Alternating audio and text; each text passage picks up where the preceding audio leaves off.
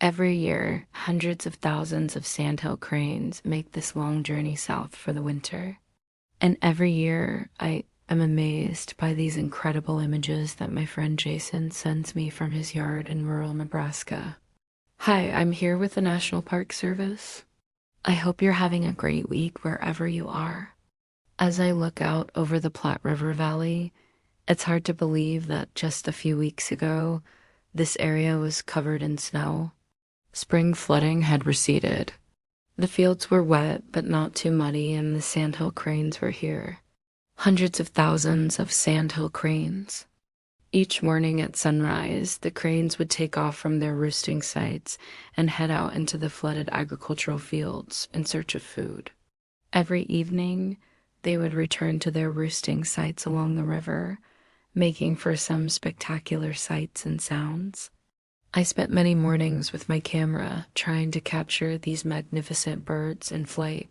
Here, the cranes were using the open fields to their advantage, feeding in large flocks, taking off and landing en masse, making it look easy with their graceful flight and powerful legs. But looks can be deceiving. Sandhill cranes can weigh up to 13 pounds. That's almost as much as I weigh. And they can run up to 60 miles per hour. So when they land, it's with a very loud honk honk. To put it in perspective, imagine if Canada geese landed like this. That's the kind of noise these cranes make. And trust me, there are a lot more cranes than Canada geese. Now, where are all these cranes going? These birds are on their way south from their breeding grounds in Canada and Alaska to their wintering grounds in the southern U.S. and Mexico. Each year, as the weather begins to warm, the cranes follow the receding snow line south. They travel during the day, stopping each evening to feed and sleep with their paddling mates, family groups, or sometimes with other cranes they just met that day. As the sun rose higher in the sky each morning, the cranes would take off and head west. Following the Platte River, they fly as far as 60 miles per hour, which makes it hard to keep them in sight. But once they land, it's easier to spot them against the bright green background of the flooded fields. I saw many different shapes and sizes of cranes. Some were small and dark, others were almost white.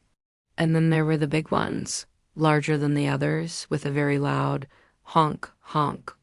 These are just a few of the sandhill cranes that winter here.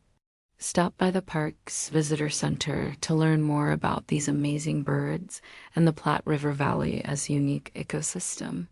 While you're here, be sure to pick up a Junior Ranger activity book and complete the fun activities to earn your very own badge.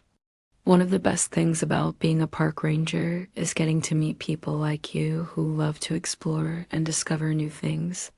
Thank you for coming to the park today and for listening to my story about the sandhill cranes. Remember to stay active, get outdoors, and explore the natural world. You never know what you might discover, and we'll see you next time.